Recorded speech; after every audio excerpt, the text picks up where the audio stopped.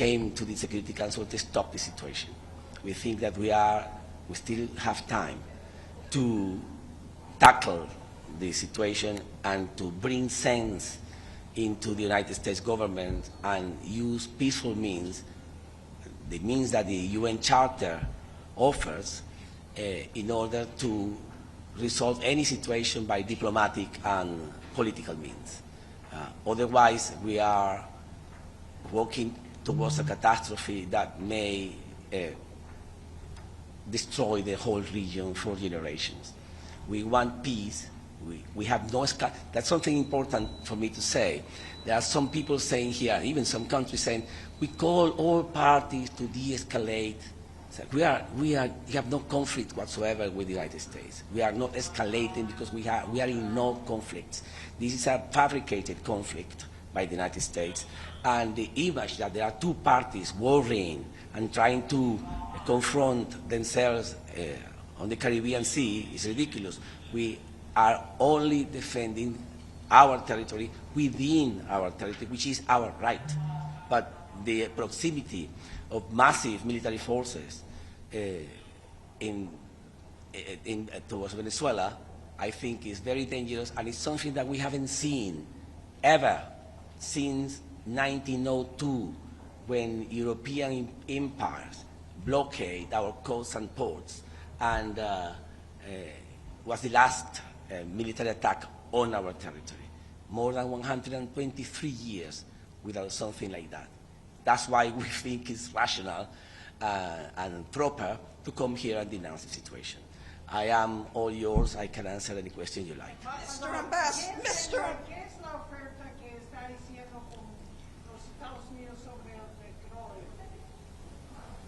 No, there have been reports that the Venezuelan government has offered to extend credits with Chevron and other issues with the United States. The only thing I can answer about that is that we always have been willing to sell our oil to anybody who pays for it at the right price. But the idea that Venezuelan oil belongs to the US and only American companies can work in Venezuela is ridiculous. We are an open market, an open territory. People come to buy, we sell. No problem whatsoever. But I have seen these rumors and reports that we are almost giving away our oil only to get some promises of pardon or not even peace, that they are not going to attack us if we give away our resources. That's ridiculous. I mean, the only way to get our oil is to pay for it, and we will sell it to anyone. I mean, we are willing to deal with the United States, but on these market terms like any other country. No more than that. There is nothing special. I mean, we are not asking for some kind of protection in swapping protection for oil. That's not what we are trying to do here. Mr. Ambassador, Mr. Ambassador. And if so, have you gotten any assurances from countries like Russia or China? No. The Venezuelan territory is defended by Venezuelans. This is the only forces that act in Venezuela and are the only forces that will act in case of any attack to Venezuela. We rely on our own forces, and we are thankful to anyone who stands in solidarity with us, but we are not relying on anyone else to defend ourselves. We defend ourselves. Mr. Ambassador, first, what is the Venezuelan government's reaction to the Nobel Peace Prize being awarded to your opposition leader, Maria Corina Machado? Thank you very much. I don't know my government's reaction, but I'm going to tell you mine. My reaction is that I was really hoping that she will win the physics Nobel, the Nobel of Physics, because she has the same credentials for the Nobel of Physics that for the Peace Nobel. I mean, I guess that next year maybe she wins the physics Nobel. And another question about relations with the United States. Has Venezuela asked for any kind of mediation with the United States to de-escalate the situation? Of course, we welcome all kind of mediations and mediators, everything that is done by peaceful means to bring down the tempers and with calm and cool heads resolve this matter. We welcome them. And in fact, there are countries who are offering themselves to work in that way. But we welcome them all. Have you asked any specific people organization to mediate? Well, we even asked the United Nations to participate. That is one of them. But I mean, some of those countries and authorities who have offered themselves, they rather stay, in a discreet manner instead of on the open, exposing themselves to something that we don't need them to do. Based on your testimony and the narrative you presented in the Security Council, it seems like you're saying that the U.S. has been targeting your country for many, many years. So why do you think they chose to do this action now during the Trump administration and not before during the Biden administration? I think we have been under attacks for the last 25 years. Remember that in 2002 there was a coup d'etat against President Chavez. It was directed by the United States. They recognized that themselves. Remember that in 2015 President Obama declared, issued an executive order declaring Venezuela a threat to their national security for no reason.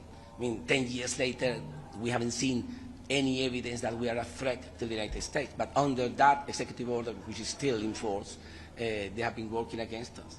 Remember that they created Mr. Juan Guaido, and they created a parallel government, a puppet government that 60 countries, even European countries, recognize as the legitimate president of Venezuela.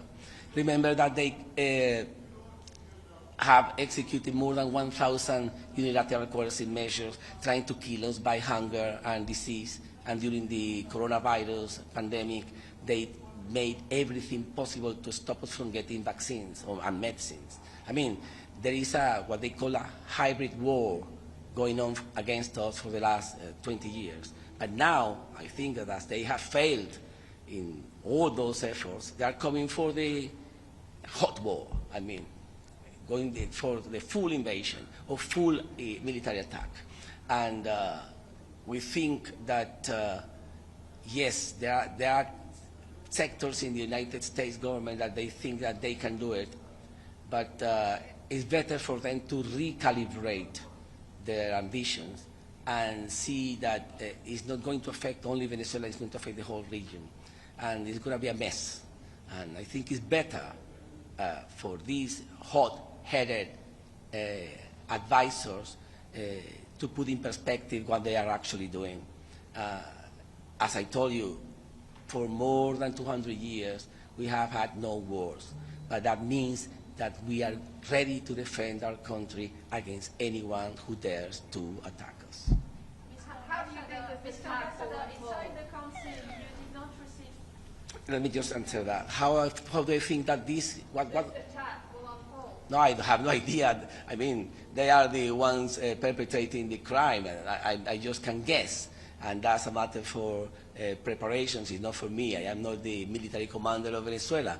But based on the experience of how they have behaved against other countries, we have more or less an idea that what they are trying to do. But I think it's going to be a catastrophe. I mean, it's so outrageous, out of any kind of parameters, nothing to do with the region and our history of the history of the last invasion, the United States invasion, by the way, was the Panama invasion. Before that was the Grenada invasion, 1983. And I can go back until the 19th century. But we thought that we had overcome those times and we had in a new era. But we're going back to the naked Monroe Doctrine and the corollary Roosevelt of the Monroe Doctrine, where they declare themselves international policemen. And I think that's wrong. Wrong even for the United States. I am absolutely sure, because I live here, working here, that the people of the United States are not part of this scheme. They do not want another war, and even less against Venezuela. And based on this fact that it's a war against the opinion of the American people, we believe that there will be growing voices asking for another way to resolve this matter. Mr. Ambassador, inside the chamber, you got clear support only from a few members of the Council. So how disappointed are you that your call for support was not heard? Surprisingly, I am happy to hear that it was just not the usual suspects, Russia, China, Algeria, which are our very good friends. But more than that, there were at least 3 or 4 more other countries that they went not for Venezuela, they went for international law. Because it's outrageous to support the killing of civilians in high seas of international waters without any evidence. There are extrajudicial killings.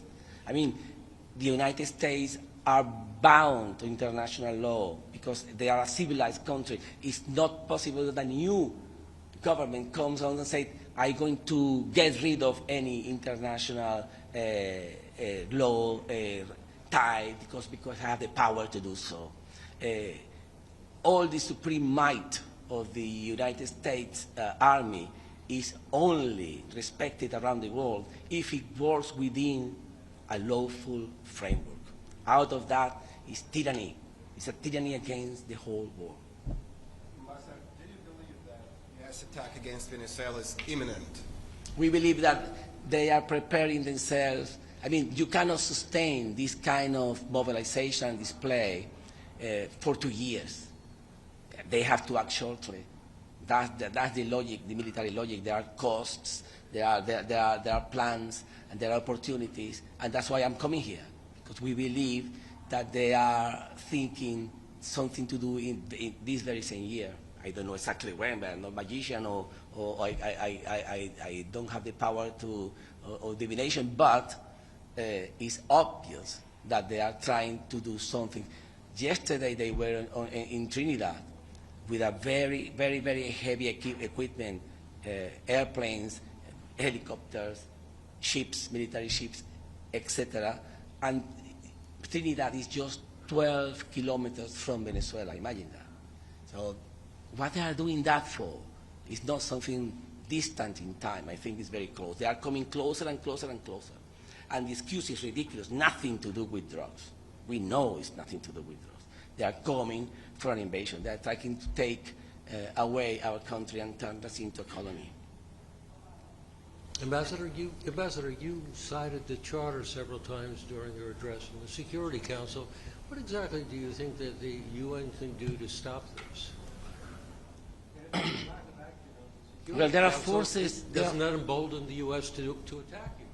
The Secretary of State said that he doesn't give a damn about the UN, doesn't give a damn about the Charter. The Vice President said even something worse. I'm not going to repeat it. But the idea is that we know that the rest of the country is not like that. And we know that in Congress, in the media, on the streets, people are not pushing for war. We know that. So we believe that that can counterbalance the wrong-headed people, and rationality may win this time. But it's uncertain, the result, the outcome is still uncertain. We are fighting diplomatically to convince people we do not want war. Endless wars are not good for anyone. That's our message. Thank you very much indeed. Thank you.